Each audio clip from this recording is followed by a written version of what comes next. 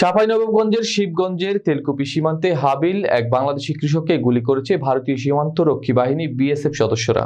গুলিবিদ্ধ ওই যুবককে রাজশাহী মেডিকেল কলেজে ভর্তি করানো হয়েছে। শুক্রবার ভোরে উপজেলার শাহবাজপুর ইউনিয়নের তেলকুপি সীমান্তে এই ঘটনাটি ঘটে। আহত হাবিল উপজেলার শাহবাজপুর ইউনিয়নের মোল্লাটোলা গ্রামের বেলালের ছেলে। আহত হাবিলের ভাবি সুলেখা খাতুন বলেন, সকালে জমিতে কাজ করছিল হাবিব।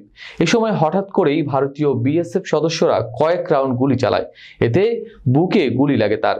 বর্তমানে তাকে রাজশাহীতে চিকিৎসার জন্য নেওয়া হয়েছে। চাঁপাইনবাবগঞ্জ জেলা হাসপাতালের জরুরি বিভাগের ইনচার্জ কাউসার হাসান বিষয়টি নিশ্চিত করেছেন।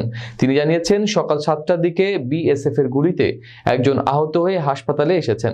পরে তাকে প্রাথমিক চিকিৎসা দিয়ে রাজশাহীর মেডিকেল কলেজ হাসপাতালে রেফার করা হয়েছে।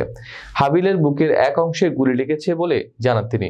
স্থানীয় 59 বিজিবি ব্যাটালিয়নের অধিনায়ক লেফটেন্যান্ট কর্নেল গোলাম কিবরিয়া জানিয়েছেন, সকালের দিকে 6 থেকে 7 জন কারবারি ভারতের অভ্যন্তরে প্রবেশ করে।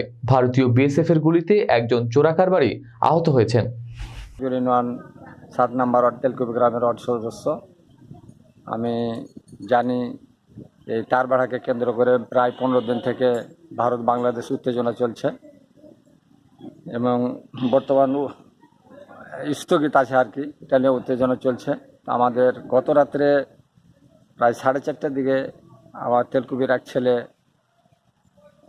গুলিবিদ্ধ হয়, বিএসএফের গুলিতে গুলিবিদ্ধ হয়।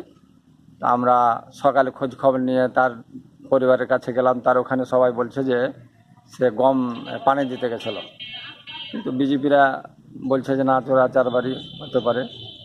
যে আমরা তার খবরাখবর নিলাম যে তার কোনো আর কেস নাই আর কি, সে পানি দিতে গেছিলো।